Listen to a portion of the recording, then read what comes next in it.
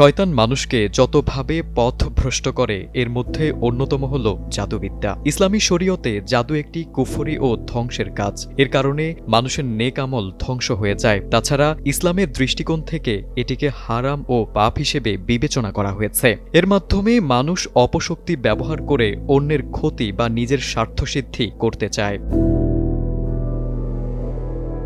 বর্তমান সময়ে কালো জাদুর চর্চা ভয়ানকভাবে বেড়ে গেছে বলে মনে করছেন আলেমরা। সেই সাথে এটি থেকে বেঁচে থাকার জন্য মানুষকে শরীয়ত অনুমোদিত কিছু আমলও জানিয়েছেন তারা। কালো জাদুর ক্ষতিকর প্রভাব সুস্থ সবল মানুষকে এমনকি একটি পরিবারও ধ্বংস করে দিতে পারে। এছাড়া এর প্রভাবে অনেক রকম ক্ষতিও হয়। তাই এ অবস্থায় কালো জাদু থেকে নিজেকে বাঁচাতে ৩টি আমল মেনে চলতে পারেন।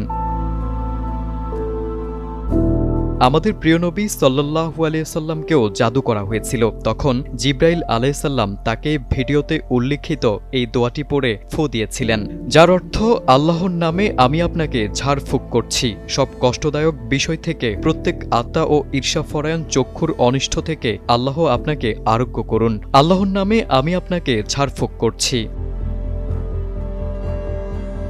এছাড়া কালো জাদুর শিকার থেকে নিজেকে বাঁচাতে পবিত্র কোরআনের কয়েকটি সূরার নামও উল্লেখ করেছেন আলেমগণ। বিশেষ করে সূরা ফালাক ও নাস অনেক বেশি উপকারী বলে মনে করেন তারা। প্রতিদিন সকাল সন্ধ্যা সূরা ইখলাস, ফালাক ও সূরা নাস প্রতিটি ৩ বার করে পড়ার পরামর্শ দিয়েছেন আলেমরা। কালো জাদুর কবল থেকে মুক্ত থাকতে আল কোরআনের প্রথম সূরা ফাতেহা পাঠ করার কথাও বলা হয়েছে। সূরা ফাতেহার অপর নাম সূরা শিফা, অর্থাৎ আরোগ্য লাভের সূরা। এটি নিয়মিত পাঠ করলে ভয়ানক এই জাদু থেকে নিজেকে রক্ষা করা যেতে পারে।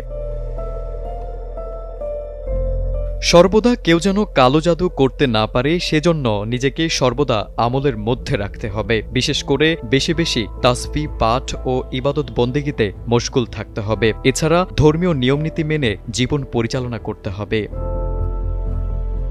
তারেক আজিজ, সময়ের আলো।